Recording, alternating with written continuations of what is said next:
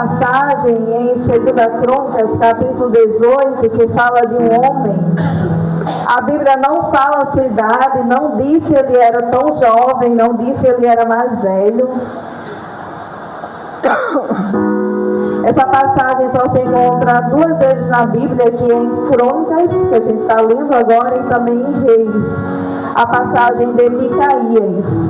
Micaías não é o mesmo que Miqueias, que escreveu o livro lá no final do Velho Testamento. Louvado seja Deus. E antes de começar tudo, o que mais me chama a atenção nessa passagem é porque a Bíblia não fala da história de Micaías. A Bíblia, a palavra de Deus, ela não fala de onde ele veio, qual a sua procedência, fala do seu pai que é lá. Não tem o final de Micaías, depois de ele enfrentar, né? Mas ainda assim, nós sabemos que Micaías, ao enfrentar aqueles 400 profetas mentirosos e levar a mensagem de Deus, a mensagem verdadeira, ele alcançou a eternidade. Louvado seja Deus.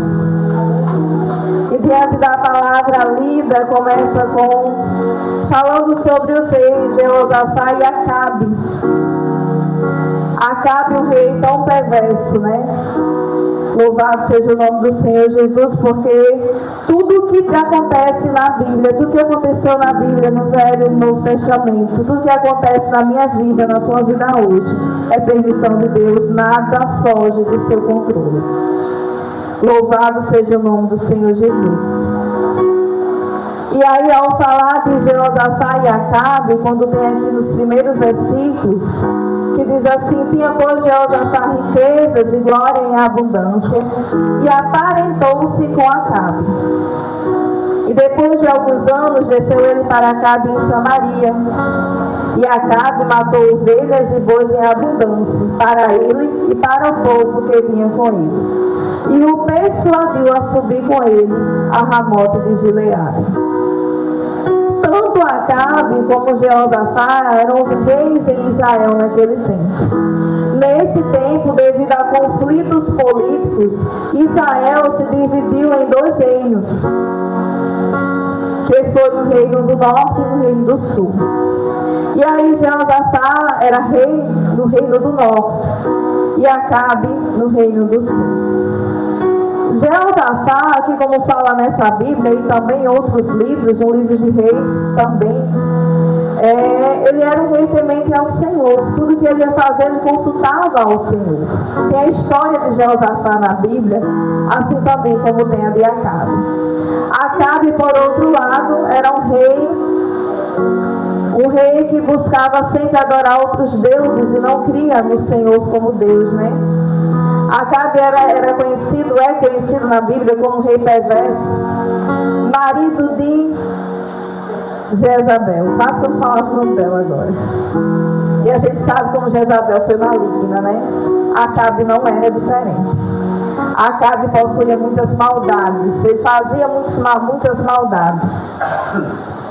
E aí, ao se aparentar com Acabe, porque a filha de Jeosafá, Atalha, casou com o filho de Acabe, eles começaram a unir-se e a se encontrar, né? Porque antigamente, quando o filho de um rei, a filha de um rei se juntava com o outro, se casava com o outro, e aí os reis começavam a se unir ainda aqueles distantes.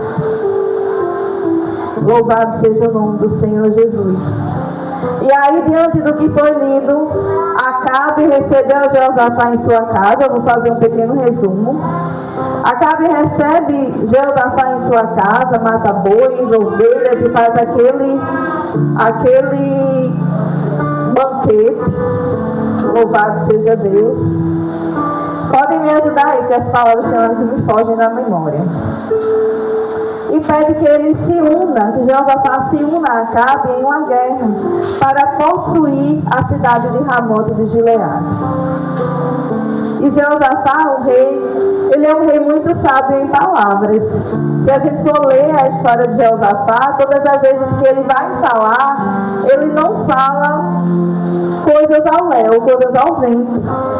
Né? Ele começa e ele é bem... Dá para ver que ele é um rei instruído. E aí ele diz: como tu és, serei eu, e o meu povo como o teu povo. Iremos contigo à guerra. Mas ele põe uma condição. Ele diz: peço-te ainda, consulta hoje a palavra do Senhor. E aí o que acontece? Acabe manda chamar 400 profetas que ele tinha em seu reino. E aí quando perguntaram a esses profetas: e aí, nós vamos à cidade de Ramote de Gileade?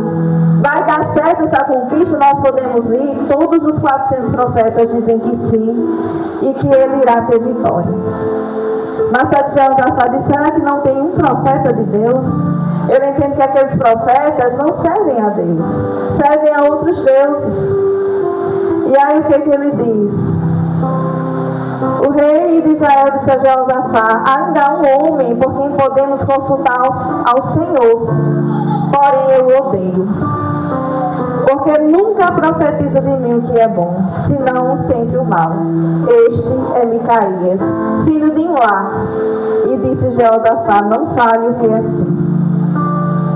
E aí nós vemos que quando nós não falamos o que as pessoas querem ouvir, nós somos odiados. E isso não acontece só no nosso trabalho, só em nossa casa, só na rua, só na sociedade. Todas as vezes que nós vamos contra a vontade de alguém para falar o que é verdade e o que é certo, ou o que o Senhor manda por ordem dele, nós somos contrariados e odiados. Porque a palavra diz o que? A palavra de Deus? Que este mundo jaz no maligno, nós somos odiados por ele. Todas as vezes que eu e você resolvemos obedecer a Deus e ir contra ele, contra o mundo, nós vamos ser odiados. Então imagine que naquele reino, diante de 400 profetas pagãos, que serviam a outros deuses, só tinha Micaías que servia a Deus e que ia trazer uma mensagem dele. Mas seria uma mensagem contrária. Imagine você viver em uma província, em uma cidade onde o governante te odeia, e ele deixa isso bem claro. Porque se Jeosafá, que era rei, que vinha lá do sul, estava sabendo disso, imagina aquela sociedade daquele tempo.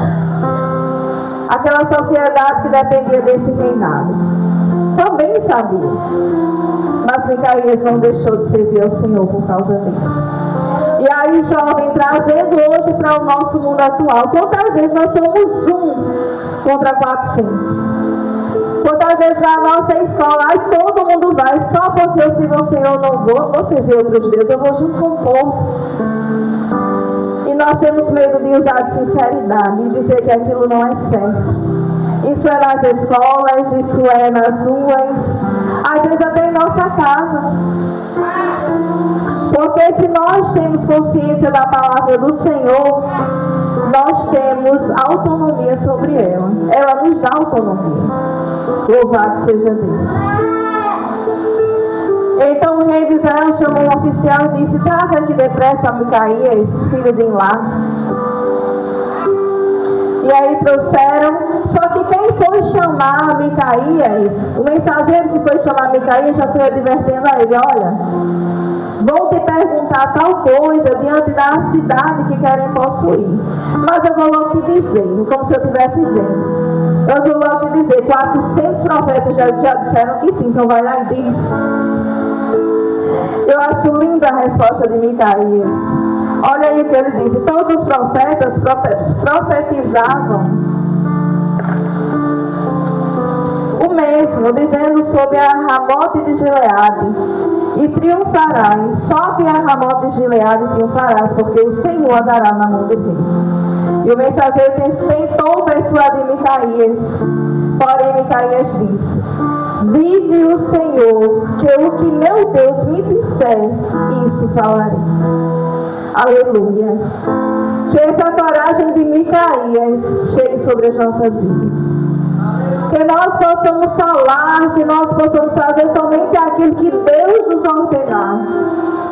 Que não seja para contribuir com a maioria que está a favor de muita coisa, mas que seja para acrescentar no reino de Deus. Louvado seja o nome do Senhor. Sabe, jovem, quantas vezes nós não vigiarmos? Quando eu me refiro jovem, a igreja toda. Quantas vezes, se nós não vigiarmos, nós somos persuadidos e nós nem reparamos. Porque a maioria já faz, aí você vai junto. Mas se estivermos em alertas, nós vamos ser o Micaías desse tempo, que vai se levantar contra esses falsos que mentem, que não falam a verdade, que são instruídos por um espírito de engano e de mentira. Essa é a nossa missão, ser verdadeiro hoje em tempos tão difíceis. E ser verdadeiro hoje não vai garantir a mim e a você o trono. Não vai garantir a nós uma posição, um status. Ninguém vai lembrar de você por ser verdadeiro. Ninguém neste mundo, mas no céu tem um canto reservado para nós. Porque se tem uma coisa, louvado seja Deus, que o mensageiro de Deus, que o profeta de Deus, que é aquele que serve a Deus faz aqui na terra, mas não é recompensado aqui, mas é no céu, louvado seja Deus. Nós garantimos a eternidade no céu. Todas as vezes que nós nos dobramos diante de Deus, que nós servimos ao Senhor, nós garantimos a eternidade no céu. E aí ele chega, Micaías chega ao rei, e ele pergunta, diz Micaías, o que é que